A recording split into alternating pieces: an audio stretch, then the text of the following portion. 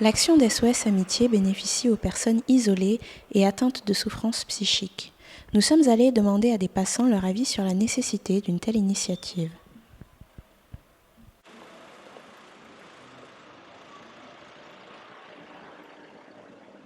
Alors, l'action de l'association SOS Amitié, je connais par un ami justement qui s'est renseigné plus brièvement sur le sujet. En fait, lui, il a un parcours assez atypique, c'est-à-dire qu'en gros, il fait métro, boulot, dodo, il passe sa journée à travailler, du coup, après, il rentre chez lui pour dormir. C'est assez compliqué pour lui d'avoir une vie, enfin, de partager sa vie avec les autres, avec ses amis, etc.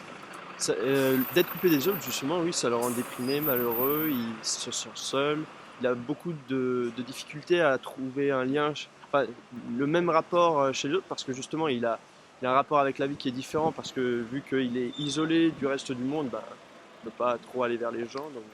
Qu'est-ce que vous pensez de l'initiative d'SOS Amitié ? C'est une belle initiative, c'est un beau projet pour aider les gens. Elle est assez particulière mais nécessaire et que c'est toujours agréable de se sentir on va dire, à l'écoute, même si c'est de manière un peu éphémère parce que malgré tout l'isolement que peut provoquer Paris par sa géographie assez particulière et par aussi les gens qui parfois ne rendent pas non plus service à ceux qui viennent d'essayer un peu de sociabiliser, c'est bien d'avoir un centre d'appel qui te permette d'avoir un centre d'appel ou des gens qui puissent répondre. Eh bien, moi, je dirais que dans une société où nous sommes pas forcément encouragés à créer du lien, des acteurs comme ça qui s'occupent, qui aident des gens à créer du lien, des liens amicaux, eh ben, c'est une très bonne chose. Et je finirai par cette fameuse maxime de Victor Hugo qui dit qu'on est riche que tes amis. Donc, il faut des acteurs comme ça, il faut qu'ils continuent. Voilà.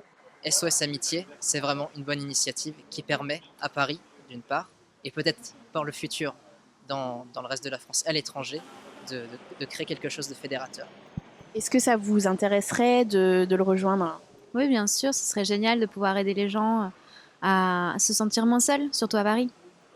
Je l'aurais fait, mais là, actuellement, ce n'est pas possible. Mais pour autant, j'en conseillerais les gens autour de moi. Alors ça dépend de ce qu'on attend d'un bénévole qui répondrait, on va dire, aux lamentations ou à l'isolement d'une personne. Donc, par définition, elle ne va pas bien.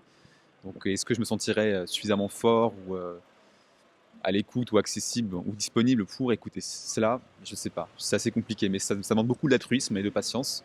Donc là, tout de suite comme ça, non, mais peut-être dans 30-40 ans quand je serai à la retraite.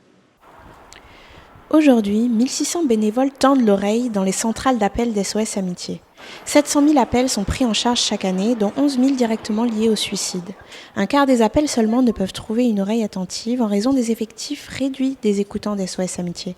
Pour rejoindre l'équipe, rendez-vous sur le site sos-amitié.com.